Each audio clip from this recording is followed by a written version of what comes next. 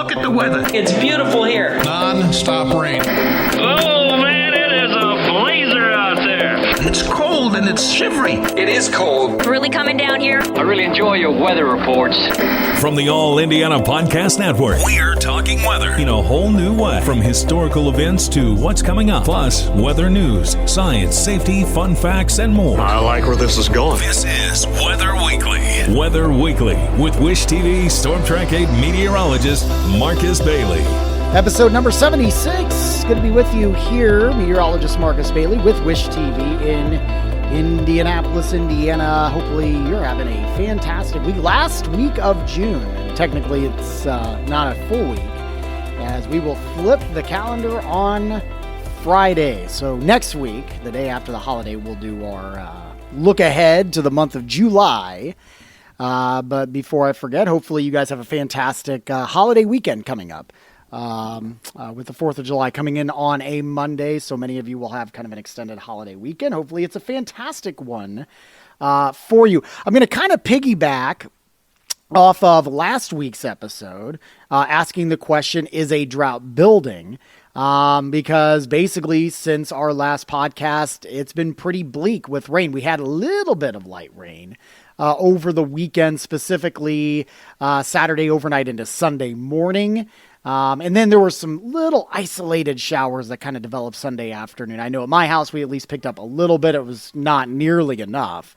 But we did at least have a little bit of rain. So it kind of broke our streak of dry days in a row. But there's some interesting stats I want to kind of go over here and then kind of preview where we're headed and where we might go if we don't kind of break this cycle here of dry days. As it appears, we may not see another rain chance to wrap up the month of June. And so where that puts us in the ranking of driest Junes on record is pretty impressive. And we'll look to that. We'll also look ahead to see if we have any decent rain chances to kind of help break this impending drought that is starting to build across our area. That's coming up next here on Weather Weekly. Audible's romance collection has something to satisfy every side of you. When it comes to what kind of romance you're into, you don't have to choose just one. Fancy a dalliance with a duke, or maybe a steamy billionaire. You could find a book boyfriend in the city and another one tearing it up on the hockey field. And if nothing on this earth satisfies, you can always find love in another realm. Discover modern rom-coms from authors like Lily Chu and Ali Hazelwood, the latest romantasy series from Sarah J. Maas and Rebecca Yarros, plus Regency favorites like Bridgerton and Outlander. And of course, all the really steamy stuff. Your first great love story is free when you sign up for a free 30-day trial at audible.com/Wondery. That's audible.com/Wondery. It is episode number 76 of Weather Weekly. Good to be with you here as we wrap up the month of June. It's been an interesting month, especially on the precip front here. And we'll kind of put a bow on all of this on the next podcast once we get all the stats completely in. Obviously, we still have a couple more days before we flip the calendar to July, but judging on the forecast, there's a few things that probably will not change, and the main one will be I just don't see us adding anything more to the rain bucket here before we head into July, and that's that goes to show you that we've been very, very dry. So I kind of want to pick up off the podcast. I mentioned this before the break. I want to pick up off last week's podcast because, we were kind of getting in the beginning stages of this, and this may be kind of a talking point here. Hopefully not for the foreseeable future, for a while, but definitely at least for the next week to a couple of weeks, as we're starting to see very dry conditions starting to expand. So last time we talked, last week in the podcast, and asked the question, is a drought building? We mentioned that there were some hot spots, western Indiana, and then some areas along southern Indiana, where a drought had not necessarily started, but it was classified as abnormally dry. And how I've been kind of relating that in the forecasts on TV is think of it kind of like a watch, whether it be kind of a winter storm watch or a severe thunderstorm watch. Abnormally dry conditions aren't classified as a drought, but it is a watch area. Okay. So that means if we don't get things to change, if we don't get any rain here soon, then those areas that are in those abnormally dry conditions are likely going to be classified as a drought. That being said, the new drought monitor came out last Thursday. And indeed, a couple of things happened. One, the abnormally dry conditions expanded for a large swath of the northern half of the state, essentially. So South Bend technically not included in it, but just south of there. It extends all the way east to, say, Hartford City and Marion, Huntington, almost to Fort Wayne. Northwestern Indiana completely in this abnormally dry area, western Indiana as well, and parts of the metro area, including Boone counties. You get into Clinton County, completely in that. Howard and Tipton counties, completely in the abnormally dry area. Vigo County, Terre Haute out to the west, also included abnormally dry. You do now have moderate drought conditions now starting to evolve in Warren and parts of Benton County. So again, just kind of predicting if we don't see more rain, which I've already kind of mentioned here, it looks like we'll probably see more of that abnormally dry area kind of expand, and I wouldn't be shocked to see moderate drought starting to expand, especially in western Indiana. Starting to see that down in southwestern Indiana, now down near the Evansville area, starting to see moderate drought conditions kind of evolving down there as well. So metro area and points south until you get to the Ohio River, not classified in anything yet, but that's likely going to change. And no drought statements have been issued by Indy yet for central Indiana, nor has anything been issued for drought statements for the northern parts of the state. But I do want to kind of go through some interesting stats here. So I mentioned, we still have a few days left for the month, but I don't see us getting any beneficial rain for the rest of the month. So that being said, if let's assume we don't get any measurable rain for the rest of this week, which would close out the month, we will finish the month of June with only 1.18 inches of rainfall. 1.18 inches of rainfall. As of now, that would put us at the 8th driest month of June on record. It would also be the driest that we've had since 2012. Many of you will remember 2012. That was a drought-stricken year. That was one of the drier summers that we've had on record, if I recall correctly. That June, we didn't even pick up a tenth of an inch. 9/100ths of an inch of rainfall was all we picked up in 2012. If I remember correctly, I was in Peoria at the time, but I spent a lot of my time always watching Indianapolis newscasts from Peoria, where I was employed at the time. And I remember that one of the businesses that they were a lawn care service, what they were offering was they would spray paint your lawn because everybody's lawn was brown. I mean, real brown. Once you got into July and August, because of the lack of rainfall, and obviously lawn care companies weren't getting many gigs unless you were, watering your own lawn. There was a lot of lawns that were just dying out. And so they were offering to spray paint lawns to give it that plush green look because everything was dead. So I'm not saying that's where we're headed right now. We're way above that number. And we saw a long way to go here. I mean, a lot of lawns are getting crunchy and they're a little brown in spots, but there's still plenty of green out there. So we're not getting into that, danger zone as of yet.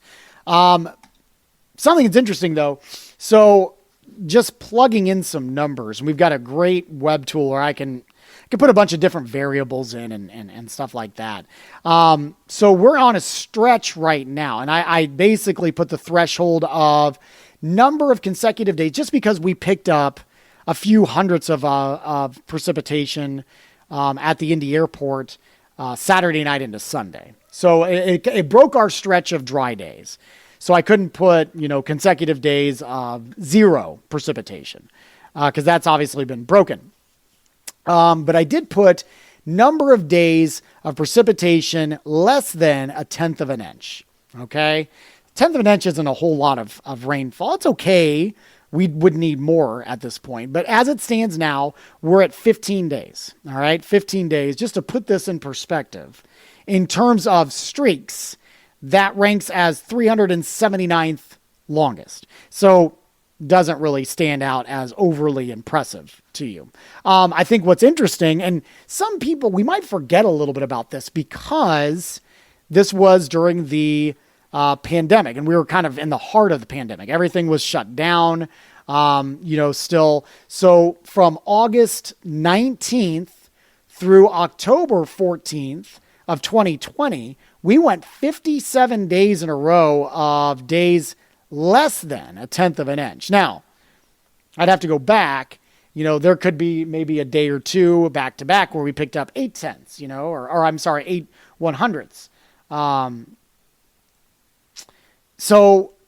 There could have been some intermittent days there that made things. But if I remember correctly, I vaguely remember because, again, a lot of people, we were all working out, myself included, during that stretch, that I spent a lot of time in the late summer and early fall out there, with a sprinkler because I remember it being extremely, extremely dry through that stretch.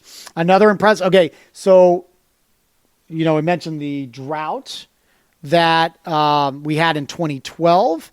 So 47 days, 2012, from June 1st to July 17th, we went 47 days without picking up more or equal to or more 1/10 of an inch. Just for fun, and obviously this year doesn't qualify, but I'd like to put days of precipitation at 0. All right. The longest streak that we've had for consecutive days where we didn't pick up any rain was 39 days in a row. That was back in 1908, started on August 14th, went through September 21st.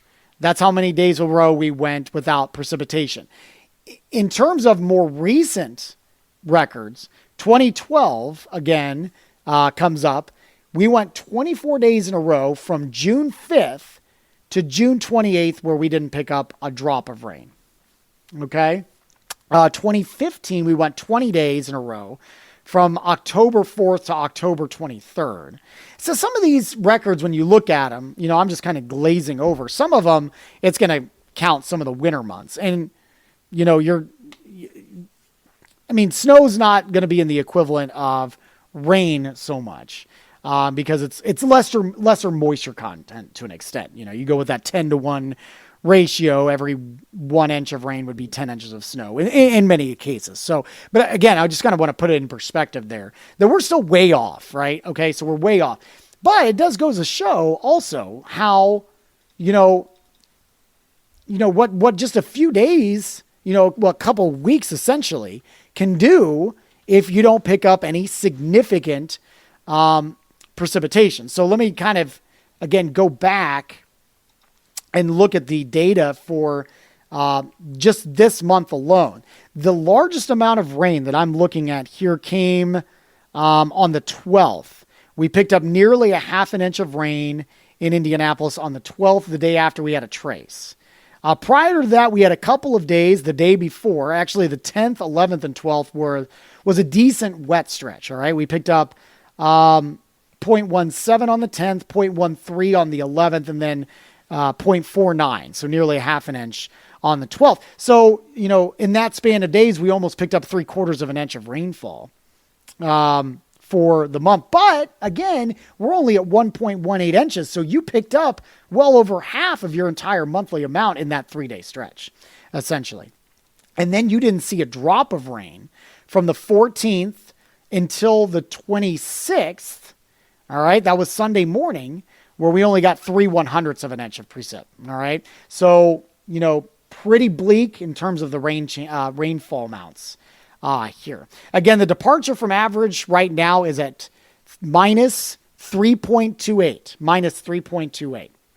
So again, and I've mentioned this prior, and obviously you can go back to the 1st June podcast or whatever, but this is the wettest month that we have. We pick up well over 4 inches of rainfall for the entire month. So, yeah, I mean, where do you stand for the rest of the summer when, your wettest month is not the wettest month? Because that's where we're at right now. And then you look ahead to July can be a wet month. It's technically, if you look at it, it's the 3rd wettest month that we have on record. We average around 4.42 inches of rainfall, but then it turns pretty dry once you get to August and September, and you're kind of front-ended. If you kind of look at the averages, you're front-loaded with the rain, because once you kind of get deep into July, you're starting to get into those drier weeks that lead into August, that lead into September, that sort of thing. So, yeah, I mean, like I said, we're not in danger zone yet, but it's something that you got to watch, because if you don't turn it around here fairly soon, then you've got some things you need to worry about here, right? Because we're in the heart of the growing season. So a lot of the farmers are begging for some of that rain. And if they don't, then you start running into some problems here, across, not just here in central Indiana, but really much of the Midwest. We're really starting to see kind of the drought conditions developing over a good portion of the Midwest. Last check, and I need to double check this, so bear with me. I'm looking at this on the fly here, but the latest drought monitor here, just looking at the Midwest, there's nowhere in the Midwest where we have expansive drought conditions.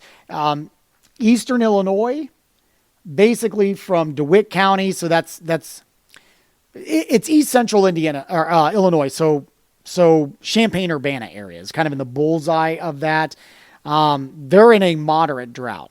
We're starting to see moderate to severe drought conditions forming in western Iowa. So again, that's a big agricultural hub out there.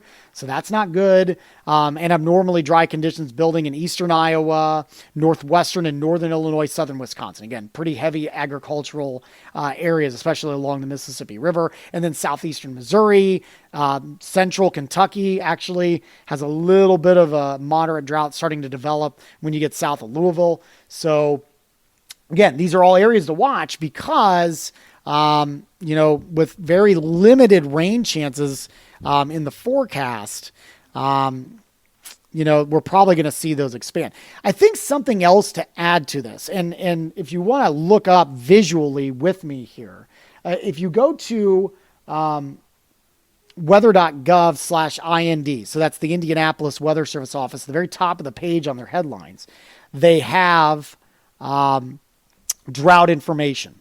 And it's got tabbed information for you. It's got the drought monitor. It's got local drought statements, which I mentioned most of our local offices haven't put any of those out yet. But recent temp and precipitation is what I'm going to kind of focus on here, and then I'll go through some of the other quick tabs here as well. Obviously to no surprise, I'm looking at the coming out from the Midwest Regional Climate Center, which is at Purdue, from June 21st to June 27th. So, 7 day, I guess, if you look at it here, the 7-day percent of mean accumulated precipitation. In this span, we're in the 10 to 25% of our average across central and eastern Indiana. And then the rest of the state, basically western, northwestern, southern Indiana, at 20 to 50% of average. So in best case scenario, we're at half of where we should be for this past week. Again, no surprise. We picked up, 3/100ths of an inch of precip. But I think what also tells the story here is, go back. So let's go back to, May 28th to now. We've picked up about 50% of the the mean precipitation since late May. Let's go back even further to late August to now. And we again have only picked up 50% of the mean precipitation, the normal precipitation. Let's keep going. From late March, the 30th, again, just double check. I got to zoom in a little bit closer here. But that is also at around 50 to 70%. So again, that's at a deficit. And then lastly, from late February, it's a little bit better here around parts of the metro. It's up to 90%. There are parts of the state that are up to 100%, but there's a large chunk in northern Indiana that is sitting at 70 to 90%. Southern Indiana, also 70 to 90% of the mean precipitation. This all plays a role, gang. And, I know that a lot of people, there's some of you that are listeners that love big snows, big snow years. But there's a lot of you that, you'd just rather get through the winter and not get much snow at all. But it makes a huge difference. That still all adds up to our annual precipitation, and it plays a vital role in the whole water cycle process. And, you want to start with a good base. You don't want to be dry right out of the gate, right? Because you need some dry time so the farmers get in the field and things aren't flooded and all that stuff. So you want some dry time there. But again, the snow plays a vital role in building that base for how things are going to play out for the growing season as we progress through the year. All right. So we are already at a kind of disadvantage because, again, we were below average in terms of snowfall. We had the one real big snow, right? And that put a cut in our deficit, but we still ended the season well below average in terms of snowfall this year. So we were already kind of behind the 8 ball. The spring we did okay in terms of rainfall. If I just go back let me go back to the numbers briefly here, stand by, to how we did locally for this past spring. I'll look up the write-up here. For spring, again, we hit this up. It was 54th wettest on record. So that puts you in kind of a top, percentage. It's not overwhelmingly wet. But in terms of precip, we were on the plus end in a lot of locations for March, April, and May. Final numbers was 12.86 at the Indy Airport. Normal spring precip is 12.78. So we were on the plus end of 0.08. So, we were right where we should be. There were no significant deficits. The worst deficit that we had, at least from what the Weather Service put out, was Muncie, and you were down 3/4 of an inch from average. So, the spring wasn't awful, but again, you were coming off, a drier winter in terms of precip. Since I'm already here, I'll go ahead and go back. Technically, it was the 41st wettest on record, but the 30th least snowiest on record. All right. And you have to remember, I'm just kind of recalling off the top of my head that the precip for the winter was front loaded. We got a lot of our precip early on in the season. Okay. Early on in the season. So we were on the plus end of almost an inch and a half in terms of precipitation in Indianapolis. But again, a lot of that was front loaded. We did have one big rainmaker in mid-February in Indianapolis where we picked up over an inch and a half. But again, a lot of all of that precip mainly came in the front end of that winter here. All right, so where do we go from here now? All right, so I'm just looking at some of the soil moisture and things like that. The Weather Service has the impacts for all of that. If you look, we're running pretty dry in all categories. in terms of, the 1 week, the 2 week, the 1 month, and the 3 month in terms of soil moisture.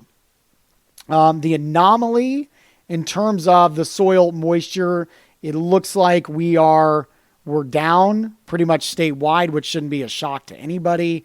And then what I was kind of glancing at, and I had to do a little bit of quick research on this. If you scroll down, if you're kind of following along with me, on the impacts tab, at the very bottom, you've got something that's called the Palmer Index. So what is the Palmer Index? So the Palmer Index is a standardized index based on a simplified soil-water balance and estimates relative soil moisture conditions. So the magnitude of this Palmer indices, or the PDSI indices, the severity of the departure from normal conditions. A PDSI value greater than 4 represents very wet conditions, while a PDSI of less than -4 represents an extreme drought. Okay, so that's their definition. This is still kind of an experimental index that they're using. It's based out of the University of California, Merced. Okay, so what I'm looking at first is this base map. It's the Drought Severity Index by division, weekly value for period ending June 25th, 2022. It's long-term Palmer. Okay, so this depicts prolonged months, years, abnormal dryness or wetness, responds slowly. Changes little from week to week and reflects long-term moisture runoff, recharge, and deep percolation, as well as evapotranspiration. And those big scientific words. But basically, this isn't just kind of like your basic drought monitor where you're going to see significant changes over time. For example, obviously, we have known for a long time that parts of California, Nevada, Utah, Arizona, New Mexico, Texas are under a drought and have been for many, many, many years, especially for California. So to put that in this long-term Palmer Index, they're at a -4. That's the lowest you can go. That's an extreme drought, okay? Now, we here in Indiana, there are parts, northwestern Indiana, so northern Indiana, northwestern Indiana, included in this -2 to -2.9, or a moderate drought. Again, this is for long term. The rest of the state is near normal, -1.9 to +1.9. All right? So you're not in that danger zone yet. However, I think this tells maybe a better story. There's another graphic next to it that now says additional precip needed in inches to bring the PDI to -0.5 weekly value for period ending June 25th, 2022 in terms of the long-term Palmer Drought Severity Index. Okay. So the write-up there, based on the current weekly PDI value, a climate division would need approximately X to Y inches of precipitation over the next 4 weeks to bring its PDI to near normal. So that would be classified as low as -0.5 PDI or wetter. These values include its normal 4-week precipitation amount. However, these approximations do not take into account precipitation rate, like thunderstorms versus steady rain, or season, winter versus summer. Certain precipitation types and rates and time of year are more conducive for getting rid of a drought, essentially, while others may produce less drought reduction, e.g. runoff or frozen ground. Okay? So when you keep what I said in mind with the previous map, where, again, it had us in the, near normal or slightly below normal range, or slightly above normal range, this will tell us that we are definitely in the below normal range. Vast majority of our state, including all of central Indiana, all of northwestern Indiana, and all of southwestern Indiana. So the exception will be northeastern Indiana near Fort Wayne and southeastern Indiana near Madison. Okay? So the rest of the state, given what we said, again, what we would need over the next 4 weeks to bring the PDI to near normal would be 3 to 6 inches of rainfall. That's not a lot. That's not a ton. Considering, okay, you're talking over the next 4 weeks. That's a month. that would have to run us above average in terms of July, right? Because we mentioned we average around 3.25 for the month of July. So that would have to put us above if we're going to break kind of this trend and get us back to near normal. But it kind of does show where we're at. And again, it's not just the last 2 weeks that have put us in this hole. It is, even though we're running close to average for spring, and technically we ran above average for winter, it all just it adds up. It adds up, right? And you got to have the rainfall at the right times too, because you can be front-ended with precipitation, for the entire month of June. And look what happens in just a 2-week span. Now you're running really dry, and now you're talking about drought building. So again, just something to kind of keep in mind as we roll through things. In terms of, the forecast outlooks, it looks a little bit better. And I'll kind of, I'll talk about this again when we do the extended forecast here after the break. The 7-day QPF, that's quantitative precipitation forecast. It's not great. It's something. I do think there's going to be some rain chances coming up this weekend, but vast majority of our state, we're lucky if we pick up a half an inch of rainfall. And the better chances are probably going to be in southern Indiana. So that's not going to be enough really to kind of get things moving a little bit. To add to that, the 6 to 10 day outlook, we're talking above normal temperatures. Again, so that sucks up a lot of the soil moisture. And that's been kind of another additional problem to not only being dry, we've been very hot. And so that heat will soak up that moisture. Now, if there are some signs of optimism, the 6 to 10 day precip outlook and the 8 to 14 day precip outlook both show not strong signals.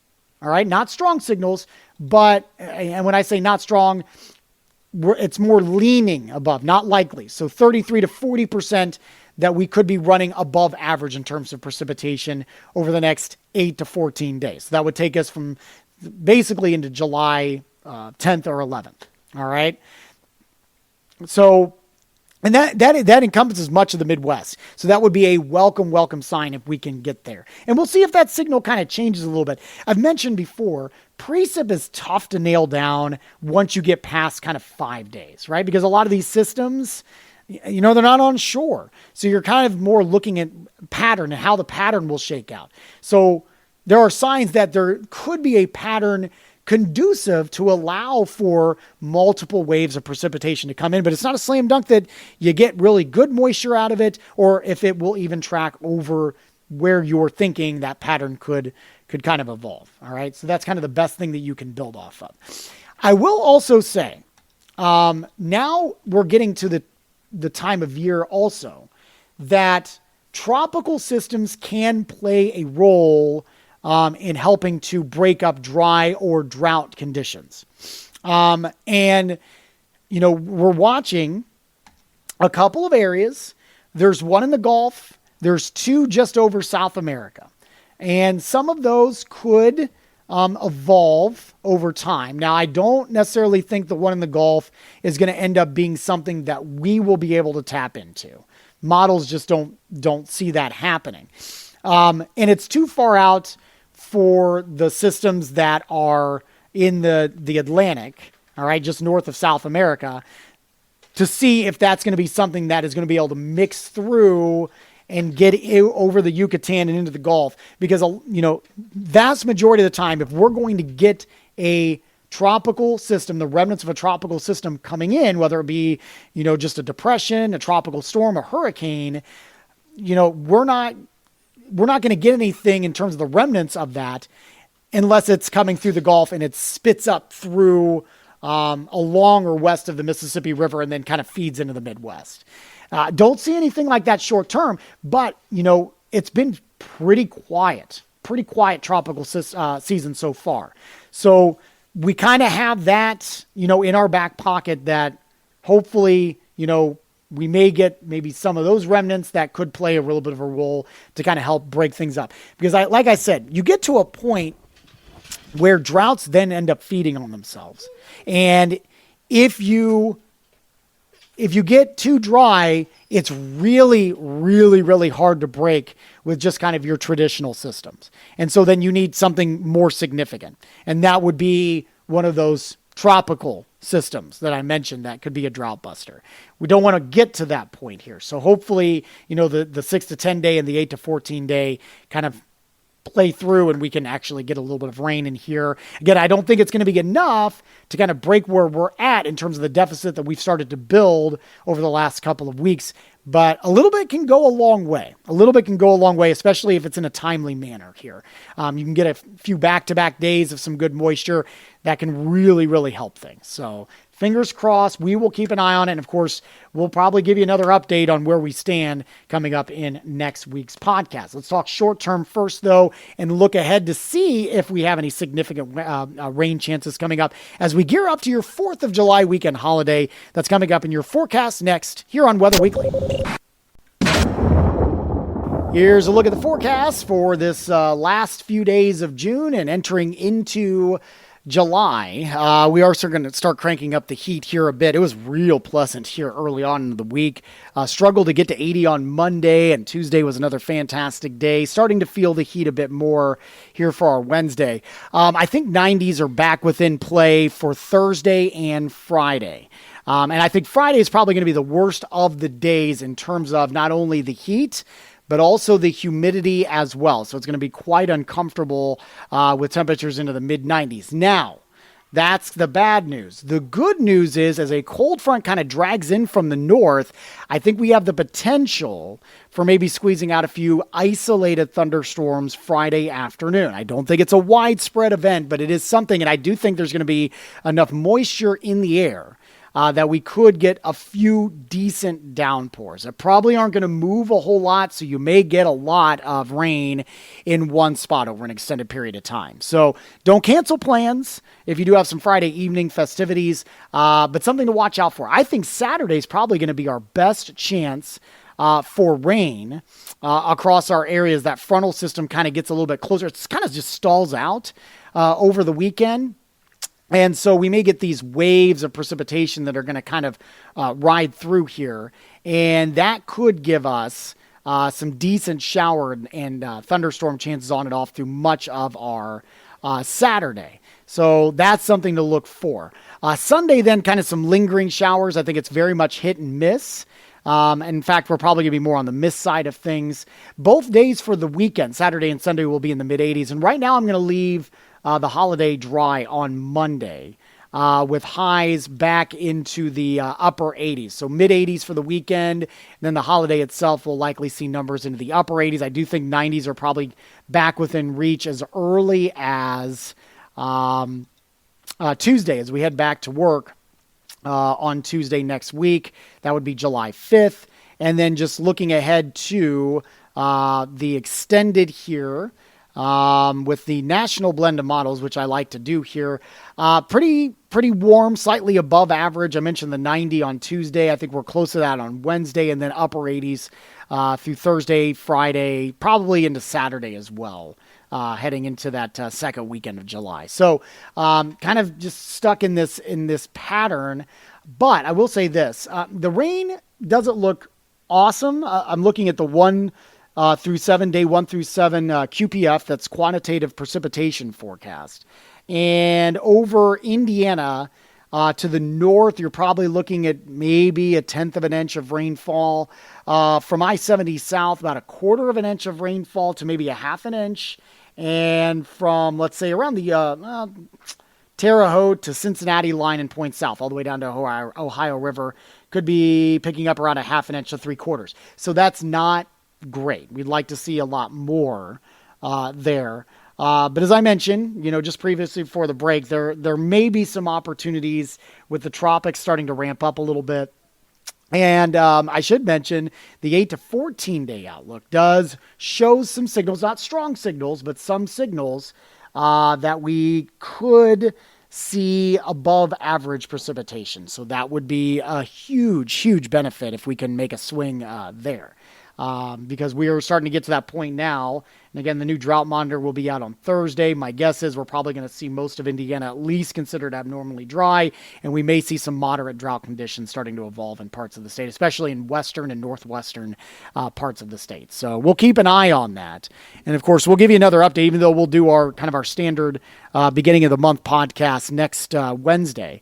We'll give you an update on where we stand in terms of the drought conditions. And my guess is by the next time we talk, we probably haven't broken anything yet in terms of those drought conditions, but hopefully there'll be at least a little bit of improvement with some chances for rain coming up this weekend. Thank you so much for joining us on this podcast. Always appreciate your time. We'd love to hear your feedback. Shoot me an email, marcus.bailey@wishtv.com. You can reach out to me on social media as well, at Marcus Bailey Weather on Facebook and Instagram, and at Marcus Bailey on Twitter as well. Love to hear your ideas or any comments that you have in regards to the podcast. While you're here, make sure to check out all the other great podcasts, all part of the All Indiana Podcast Network. Have a great week.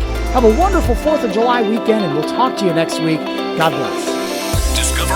Discover more from Storm Track 8 Weather and Wish TV. Online at wishtv.com and when you follow Wish TV on Facebook. Plus, be sure to check out more great podcasts from the All Indiana Podcast Network now at allindianapodcastnetwork.com.